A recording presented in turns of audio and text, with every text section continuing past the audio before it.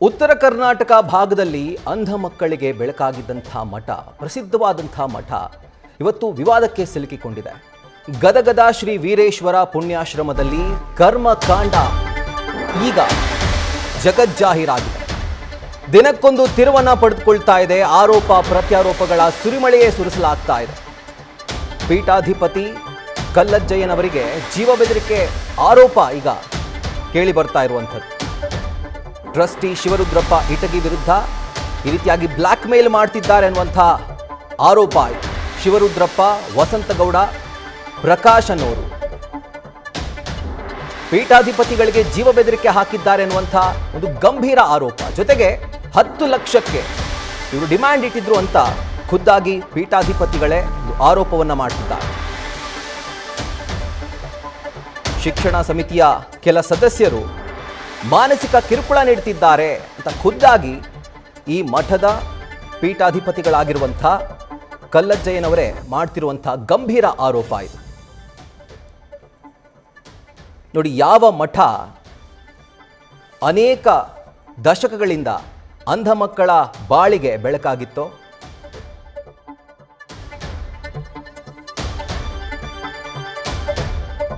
ಹೇಳಿ ಬಂದಿದೆ.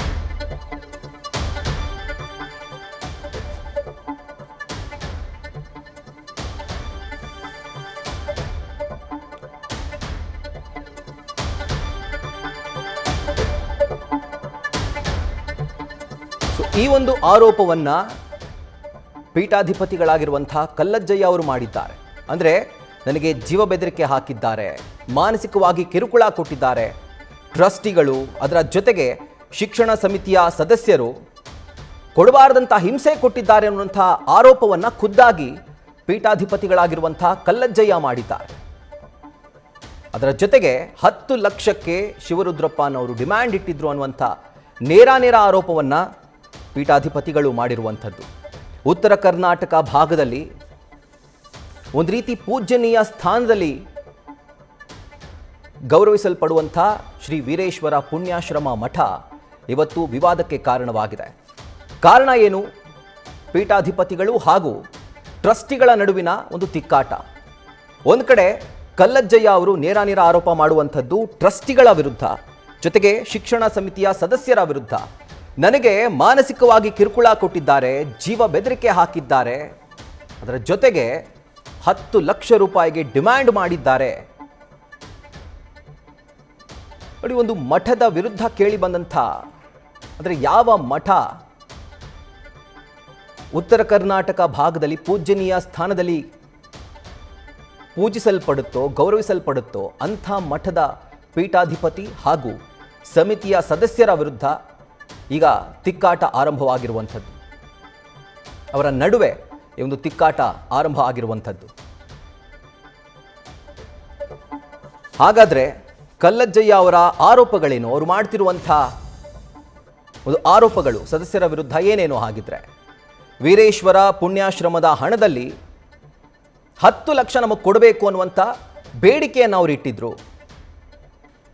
ಅಂದರೆ ಯಾವ ಆಶ್ರಮಕ್ಕೆ ದೇಣಿಗೆ ಹರಿದು ಬಂದಿದೆಯೋ ಆ ಆಶ್ರಮದ ಹಣದಲ್ಲಿ 10 ಲಕ್ಷ ರೂಪಾಯಿಯನ್ನು ಕೊಡಬೇಕು ಅನ್ನುವಂಥ ಡಿಮ್ಯಾಂಡನ್ನು ಸದಸ್ಯರು ಮಾಡಿದ್ರು ಅನ್ನುವಂಥ ಆರೋಪವನ್ನು ಪೀಠಾಧಿಪತಿಗಳೇ ಮಾಡ್ತಿದ್ದಾರೆ. ಇನ್ನು ಮಠದ ಹಣದಲ್ಲಿ 10 ಲಕ್ಷ ರೂಪಾಯಿ ನೀಡೋಕೆ ನಾನು ನಿರಾಕರಿಸಿದ್ದಕ್ಕೆ ನನಗೆ ಕೊಡಬಾರದಂಥ ಹಿಂಸೆ ಕೊಟ್ಟಿದ್ದಾರೆ, ಕಿರುಕುಳ ಕೊಟ್ಟಿದ್ದಾರೆ, ಮಾನಸಿಕವಾಗಿ ಚಿತ್ರ ಹಿಂಸೆ ನೀಡಿದ್ದಾರೆ ಅನ್ನುವಂಥ ಆರೋಪವನ್ನು ಖುದ್ದಾಗಿ ಕಲ್ಲಜ್ಜಯ್ಯ ಅವರೇ ಮಾಡ್ತಿರುವಂಥದ್ದು. ಮಠದ ದವಸ ಧಾನ್ಯಗಳನ್ನು ಅವರಿಗೆ ನೀಡದೇ ಇದ್ದಿದ್ದಕ್ಕೆ ನನಗೆ ಕೊಲ್ತೀನಿ ಅಂತ ಹೇಳಿ ಬೆದರಿಕೆ ಹಾಕಿದ್ದಾರೆ, ಕೊಲೆ ಬೆದರಿಕೆ ಹಾಕಿದ್ದಾರೆ ಅನ್ನುವಂಥ ಆರೋಪವನ್ನು ಮಾಡಿದ್ದಾರೆ. ಇಷ್ಟು ಸಾಲದು ಅಂತ ನನ್ನ ಮೇಲೆ ಇಲ್ಲ ಸಲ್ಲದ ಆರೋಪವನ್ನು ಹೊರಿಸಿದ್ದಾರೆ. ಜನರ ಒಂದು ಮನಸ್ಸಿನಲ್ಲಿ ನನ್ನ ವಿರುದ್ಧ ತಪ್ಪು ಭಾವನೆ ಬರೋ ರೀತಿಯಲ್ಲಿ ಅವರು ಮಾಡಿದ್ದಾರೆ ಅನ್ನುವಂಥದ್ದು ಮಠದ ಪೀಠಾಧಿಪತಿಗಳ ಒಂದು ಆರೋಪ. ಸುಳ್ಳು ಸುದ್ದಿಯನ್ನು ಹರಿಬಿಟ್ಟು ನನ್ನ ತೇಜೋವಧೆಗೆ ಯತ್ನ ಮಾಡಿದ್ದಾರೆ ಇವರು. ಸೊ ಹಾಗಿದ್ರೆ ಯಾರ ಮೇಲೆ ಇವರು ಈ ರೀತಿಯಾದಂಥ ಆರೋಪವನ್ನು ಮಾಡ್ತಿದ್ದಾರೆ?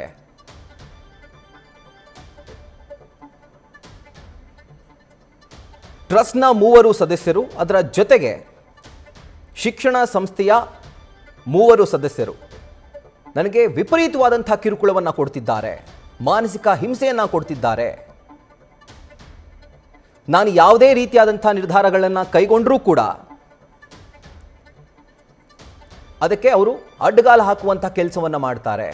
ಅದರ ಜೊತೆಗೆ ಭಕ್ತರ ಮಧ್ಯೆ ನನ್ನ ವಿರುದ್ಧ ಇಲ್ಲಸಲ್ಲದ ಆರೋಪಗಳನ್ನು ಮಾಡಿ, ಸುಳ್ಳು ಸುದ್ದಿಯನ್ನು ಹರಡಿ ನನ್ನ ಗೌರವಕ್ಕೆ ಧಕ್ಕೆ ತಂದಿದ್ದಾರೆ, ಭಕ್ತರ ಮನಸ್ಸಿನಲ್ಲಿ ನನ್ನ ವಿರುದ್ಧದ ಭಾವನೆ ಮೂಡುವಂತೆ ಮಾಡಿದ್ದಾರೆ ಅನ್ನುವಂಥ ಆರೋಪವನ್ನು ಕಲ್ಲಜ್ಜಯ್ಯ ಅವರು ಮಾಡ್ತಿರುವಂಥದ್ದು ನೋಡ್ತಾ ಇದ್ದೀರಿ. ನ್ಯೂಸ್ ಫಸ್ಟ್ನ ಸ್ಕ್ರೀನಲ್ಲಿ ಯಾವೆಲ್ಲ ಆರೋಪಗಳನ್ನು ಶ್ರೀಗಳು ಮಾಡಿದ್ದಾರೆ ಅಂತ. ಇನ್ನು ಕೊನೆಯದಾಗಿ ರಥದ ಚಕ್ರಗಳಿಗೆ ಫೀರ್ ಸಾಬ್ ಕೌತಾಳ್ ಹೆಸರನ್ನು ಹಾಕಿದ್ದಕ್ಕೆ ಇವರು ತಕರಾರು ತೆಗೆದಿದ್ದಾರೆ. ಈ ರೀತಿಯಾದಂತಹ ಸಾಲು ಸಾಲು ಆರೋಪಗಳನ್ನು ಖುದ್ದಾಗಿ ಕಲ್ಲಜ್ಜಯ್ಯ ಅವರು ಮಾಡ್ತಿರುವಂಥದ್ದು. ಯಾರ ಮೇಲೆ ಮಾಡ್ತಿದ್ದಾರೆ? ಟ್ರಸ್ಟ್ನ 3 ಸದಸ್ಯರು ಹಾಗೂ ಶಿಕ್ಷಣ ಸಂಸ್ಥೆಯ 3 ಇವರ ವಿರುದ್ಧ ಈ ಒಂದು ಆರೋಪವನ್ನು ಮಾಡ್ತಿರುವಂಥದ್ದು. ಕೊಡಬಾರದಂತಹ ಕಿರುಕುಳ ಕೊಟ್ಟಿದ್ದಾರೆ, ಅದರ ಜೊತೆಗೆ ಮಾನಸಿಕವಾಗಿ ಹಿಂಸೆ ನೀಡಿದ್ದಾರೆ. ಪ್ರತಿಯೊಂದು ಹೆಜ್ಜೆ ಹೆಜ್ಜೆಗೂ ನಾನು ತೆಗೆದುಕೊಳ್ಳುವಂಥ ನಿರ್ಧಾರಕ್ಕೆ ಅಡ್ಡಗಾಲು ಹಾಕಿ ನನ್ನ ವಿರುದ್ಧ ಇಲ್ಲಸಲ್ಲದ ಆರೋಪಗಳನ್ನು ಮಾಡಿ, ಸುಳ್ಳು ಸುದ್ದಿಯನ್ನು ಹಬ್ಬಿಸಿ ನನ್ನ ತೇಜೋವಧೆ ಆಗುವಂಥ ಅಥವಾ ಮಾಡುವಂಥ ಕೆಲಸಕ್ಕೆ ಅವರು ಮುಂದಾಗಿದ್ದಾರೆ ಅಂತ ನೇರ ಆರೋಪವನ್ನು ಇವರು ಮಾಡ್ತಿರುವಂಥದ್ದು ಅದೇ ಮಠದ, ಅದೇ ಆಶ್ರಮದ ಟ್ರಸ್ಟಿಗಳ ವಿರುದ್ಧ ಹಾಗೆ ಶಿಕ್ಷಣ ಸಂಸ್ಥೆಯ ಸದಸ್ಯರ ವಿರುದ್ಧ. ಇದರಲ್ಲಿ ಮುಖ್ಯವಾಗಿ ಇವರು ಹೆಸರು ಹೇಳುವಂಥದ್ದು ಶಿವರುದ್ರಪ್ಪ ಇಟಗಿ ಅವರದು. ಮಠದ ದುಡ್ಡೇನಿತ್ತು, ಆ ದುಡ್ಡಲ್ಲಿ 10 ಲಕ್ಷ ರೂಪಾಯಿನ ಕೇಳಿದ್ರು. ನಾನು ಯಾವಾಗ 10 ಲಕ್ಷ ರೂಪಾಯಿ ಕೊಡೋದಿಲ್ಲ ಅಂತ ಹೇಳಿದ್ನೋ ಆಗ ನನ್ನ ವಿರುದ್ಧ ಪಿತೂರಿಯನ್ನು ಮಾಡಿದ್ರು. ಅದರ ಜೊತೆಗೆ ದವಸ ಧಾನ್ಯಗಳನ್ನು ಕೇಳಿದ್ರು, ಅದು ಕೂಡ ನಾನು ನೀಡಲಿಲ್ಲ. ಮಠಕ್ಕೆ ಬಂದಿರುವಂಥ ದವಸ ಧಾನ್ಯಗಳು